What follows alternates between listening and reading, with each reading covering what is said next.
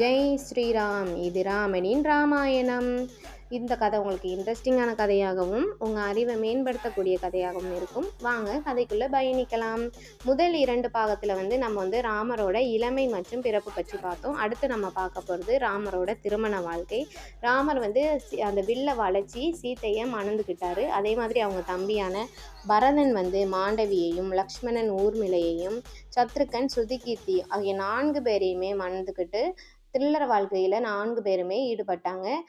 தசரத மன்னர் நம்ம ராமரை அரசனாக்க தீர்மானித்தார்.